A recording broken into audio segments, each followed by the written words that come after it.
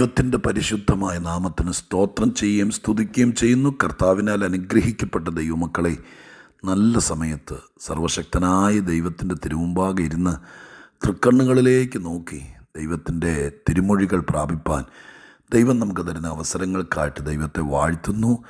ലാഘവ മനോഭാവത്തോടല്ല, വളരെ ഉത്തരവാദിത്വ ബോധത്തോടെ ഓരോ ദിവസത്തെ സന്ദേശം കേട്ട് എന്നോടുള്ള ദൈവത്തിൻ്റെ ആലോചനയാണിത് എന്ന് ഗ്രഹിച്ചറിഞ്ഞ് അതിനെ മുറുകെ പിടിച്ച് പ്രാർത്ഥിച്ച് ജയോത്സവത്തോടെ ജീവിപ്പാൻ ആഗ്രഹിക്കുന്ന എല്ലാ പ്രിയപ്പെട്ടവർക്കും യേശുക്രിസ്തുവിൻ്റെ ധന്യമുള്ള നാമത്തിൽ വിനീതമായ സ്നേഹവന്ദനങ്ങൾ അറിയിക്കുന്നു.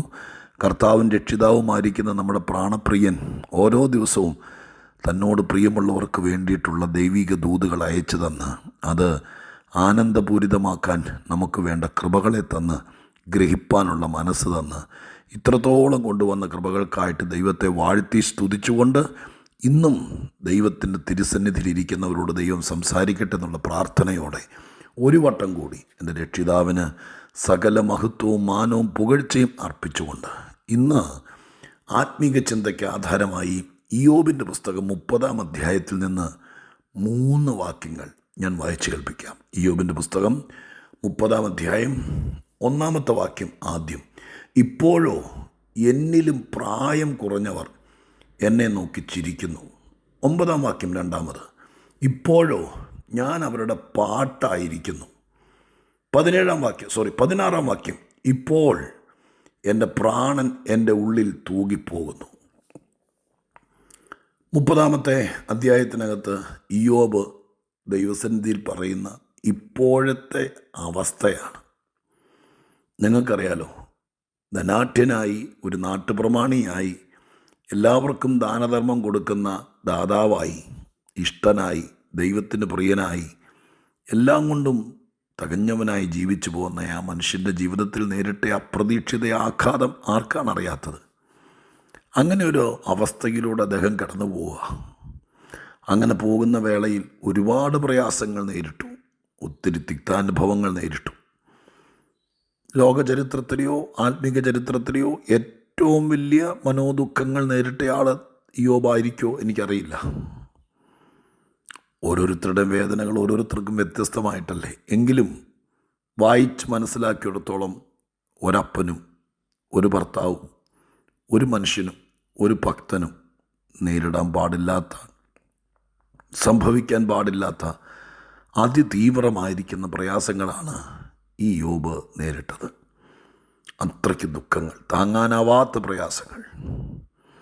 എങ്കിലും അതിൻ്റെ നടുവിലൊക്കെ അദ്ദേഹം മെൻ്റൽ ഡിപ്രഷനാകാതെ, വിഷാദരോഗിയാകാതെ, മനസ്സ് തളരാതെ ചില ബുദ്ധിമുട്ടും പ്രയാസവും ഒക്കെ നേരിട്ടു. മനസ്സുകൊണ്ട് ഉൾക്കൊള്ളാൻ പറ്റാത്ത വലിയ സ്ഥിതികൾ നേരിട്ടു. എങ്കിലും ദൈവകൃപയാൽ പിടിച്ചു നിന്ന ആ മനുഷ്യൻ 30-ാമത്തെ അധ്യായത്തിനകത്ത് 3 പ്രധാന കാര്യങ്ങൾ ഇപ്പോഴത്തെ അദ്ദേഹത്തിൻ്റെ പരിസ്ഥിതിയെക്കുറിച്ച് പറയാം. എന്താ പറഞ്ഞത്? 1-ാമത്തെ വാക്യത്തിൽ ഇപ്പോൾ എന്നിലും പ്രായം കുറഞ്ഞവർ എന്നെ നോക്കി ചിരിക്കുന്നു. ഒരു വേദന, ഒരു നൊമ്പരമാണ്. പോകുന്നവരെല്ലാം പരിഹസിച്ച് ചിരിക്കുന്നു, ആക്ഷേപിച്ച് ചിരിക്കുന്നു, നിന്ദിച്ച് ചിരിക്കുന്നു, എന്തൊക്കെയോ അടക്കി പിടിച്ച് ചിരിക്കുന്നു. എന്തൊക്കെയായിരിക്കും അവർ പറഞ്ഞ് ചിരിക്കുന്നത്? ഞാനത് ഭാവനയിലൊന്ന് ചിന്തിച്ച് നോക്കി. എന്തൊക്കെ കാര്യങ്ങളായിരിക്കും ഈ ആളുകൾക്ക് വാർത്ത കിട്ടുക, പറയാൻ ഒരാളുടെ വിഷയം കിട്ടുക എന്ന് പറയുന്നത് ഭയങ്കര ടേസ്റ്റാണ്. അപ്പം തകർന്നു പോയൊരു മനുഷ്യനെക്കുറിച്ച്, അദ്ദേഹത്തിൻ്റെ പിന്നാമ്പുറങ്ങളെക്കുറിച്ചൊക്കെ ഇങ്ങനെ ചകഞ്ഞന്വേഷിച്ച് കേട്ടതും കണ്ടതും ഒക്കെ പറയുന്നത് ഭയങ്കര ഇഷ്ടമാണ്. അപ്പോൾ ഇയ്യോബിനെക്കുറിച്ച് പ്രായം കുറഞ്ഞവർ പോലും നോക്കി ചിരിക്കുന്ന ഒരു സ്ഥിതിയിലേക്ക്, ഒരു നിന്ദിക്കപ്പെടുന്ന സ്ഥിതിയിലേക്ക്, അങ്ങനൊരു സ്ഥിതിയിലേക്ക് അവസ്ഥ കൊണ്ടെത്തിച്ചു. 2-ാമത്തെ വാക്കോ, പലർക്കും ഇപ്പോൾ ഞാൻ പാട്ടായിരിക്കുക എന്ന് പറഞ്ഞാൽ എല്ലാവരുടെയും ചർച്ചാ വിഷയം, എല്ലാവരുടെയും സംഭാഷണം ഈ മനുഷ്യനാണ്. പലർക്കും പഴഞ്ചൊല്ലും പാട്ടുമായി മാറി. 3-ാമത്തത്, എൻ്റെ ഉള്ളിൽ എൻ്റെ പ്രാണൻ ഉരുകിപ്പോകുന്നു. ഇതെല്ലാം കൂടി കേട്ട് സമ്മർദ്ദവും പ്രയാസവും നേരിട്ടിട്ട് ഉള്ളത്തിൻ്റെ ഉള്ളുരുകിയിട്ട് അതിങ്ങനെ വല്ലാത്തൊരു നൊമ്പരമായി മാറിയിരിക്കുക. എന്താണെങ്കിലും 3 വാക്യത്തിനകത്ത് അദ്ദേഹം ഇപ്പോഴത്തെ അവസ്ഥ ഇന്നതാന്ന് പറയുക. ഇങ്ങനൊരവസ്ഥ മനുഷ്യജീവിതത്തിലുണ്ട് എന്ന് പറയുന്നതിനേക്കാൾ എനിക്കിഷ്ടം ഇങ്ങനെയൊരവസ്ഥയെ കൂടെയൊക്കെ പോകേണ്ട വന്നാലും യഹോവ ഭക്തനായിരിക്കുക. ബൈബിളിൽ ഇങ്ങനെയുണ്ട്, എല്ലായ്പ്പോഴും നീ യഹോവ ഭക്തനായിരിക്കുക, ഒരു പ്രതിഫലം ഉണ്ടാകും എന്നൊക്കെ എഴുതിയിരിക്കുന്നത്. പ്രിയരെ, ഇപ്പോഴത്തെ അവസ്ഥ ഇങ്ങനെയാണെങ്കിലും ഈ അവസ്ഥയിൽ ആ മനുഷ്യൻ തീർന്നു എന്നല്ലല്ലോ നമ്മൾ വായിച്ചിട്ടുള്ളത്. അതുകൊണ്ട് ഞാൻ ഇന്ന്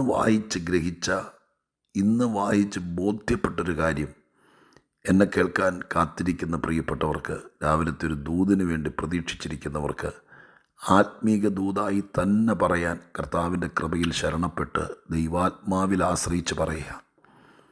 ഇപ്പോഴത്തെ അവസ്ഥ ഇങ്ങനെയൊക്കെ ആണെങ്കിലും ഈ അവസ്ഥയ്ക്ക് മാറ്റം വരുത്തുന്നവനാ ദൈവം. ഭക്തനായിട്ട് തന്നെ ഇരിക്കുക. ഇപ്പോൾ പലരുടെ പരിഹാസത്തിനും ചിരിക്കും നിന്ദയ്ക്കും ഒക്കെ കാരണമായിട്ടുണ്ടാകാം. ഇപ്പോൾ ഒരുപക്ഷെ പലർക്കും പാട്ടായി കാണും നിങ്ങളുടെ ജീവിതം, നിങ്ങളുടെ വീട്ടിലെ കാര്യങ്ങളൊക്കെ ചിലർക്ക് വലിയ ആഘോഷ വിഷയമായി കാണാം. എനിക്കറിയാവുന്ന പലരുമുണ്ട്. ശോധനയിൽ കൂടെ കടന്നു പോയപ്പോൾ അവർക്കൊരു വലിയ തളർച്ച നേരിട്ടപ്പോൾ പല ആളുകളും ആ വിഷയം ഒരു പാട്ടാക്കി. ഇപ്പോൾ ഒരു മീഡിയ ഒക്കെ അതിനകത്ത് ചെയ്യപ്പെടേണ്ട കാര്യങ്ങളുണ്ട് കേട്ടോ. എങ്കിലും അങ്ങനെ ഒരു യുഗമായിരിക്കയാൽ നമ്മൾ അറിയേണ്ടത് പലപ്പോഴും ഇത് വലിയ പാട്ടായി ചർച്ചയായി അത് നിമിത്തം മനസ്സുരുകി മനോദുഃഖങ്ങൾ നേരിട്ടൊക്കെ വലിയ ഭാരം സഹിച്ചേക്കാം. പക്ഷേ വേദപുസ്തകത്തിൻ്റെ സന്ദേശം, ഇയ്യോബിൻ്റെ പുസ്തകത്തിൽ നിന്ന് ലഭിക്കുന്ന ആർജവമുള്ള ദൂത്, ഈ ഭാഗത്തിൻ്റെ പ്രധാനപ്പെട്ട ചിന്ത, ഇങ്ങനെ ഒരവസ്ഥ ഉണ്ടാകാം.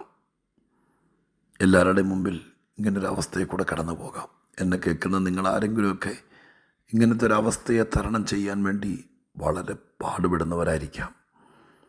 പക്ഷേ ഈ പുസ്തകം നമ്മളോട് പറയുന്നത്, ഇങ്ങനത്തെ ഒരവസ്ഥയിൽ ഈ മനുഷ്യൻ തീരാൻ ദൈവം അനുവദിച്ചില്ല.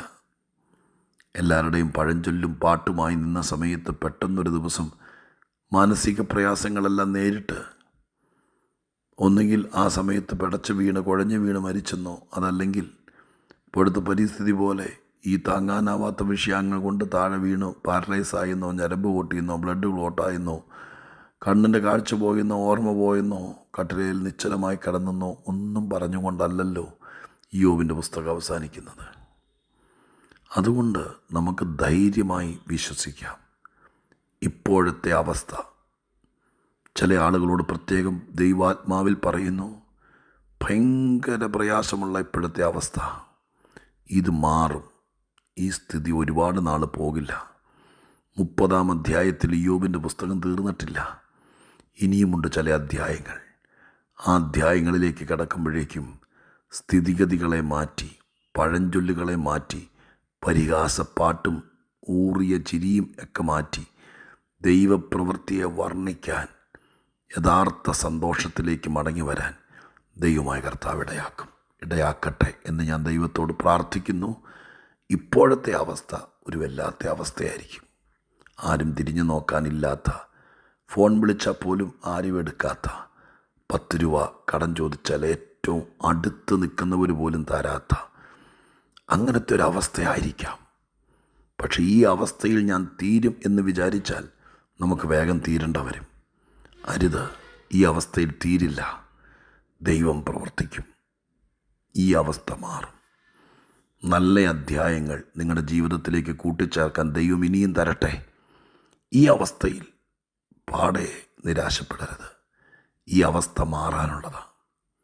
ഇന്നത്തെ അവസ്ഥ, ഇപ്പോഴത്തെ അവസ്ഥ, അതിന് ദൈവം ഭേദം വരുത്തട്ടെ എന്ന് നാം പ്രാർത്ഥിക്കാം. പരിശുദ്ധ ദൈവമേ, ഞങ്ങളുടെ സ്വർഗീയ പിതാവേ, അനുഗ്രഹീതമായ ഈ നല്ല ദിവസം, ഇയ്യോബിൻ്റെ പുസ്തകം 30-ാം അധ്യായത്തിലേക്ക് നോക്കുമ്പോൾ ഇപ്പോഴത്തെ അദ്ദേഹത്തിൻ്റെ അവസ്ഥ പറഞ്ഞു. പക്ഷെ ഞങ്ങൾക്കുള്ള ദൂത്, ആ അവസ്ഥയിൽ അവസാനിപ്പിക്കാത്ത ദൈവം പിന്നെയും കരുതുമെന്നുള്ളതാണല്ലോ. തിരുസന്നിധിയിൽ ഏൽപ്പിക്കട്ടെ. തിരുമുഖത്വം കൊണ്ട് നിറയ്ക്കണേ. ദൈവം പ്രവർത്തിക്കണേ. എന്നെ കേൾക്കുന്നവർ ഇന്നത്തെ അവസ്ഥ ഒരു വല്ലാത്ത അവസ്ഥയാണെങ്കിൽ ഈ അവസ്ഥ മാറ്റി അവരെ അനുഗ്രഹിക്കുമെന്ന് വിശ്വസിക്കുന്നു. എല്ലാവർക്കായി സ്തോത്രം. യേശുവിൻ നാമത്തിൽ തന്നെ. ആമേൻ.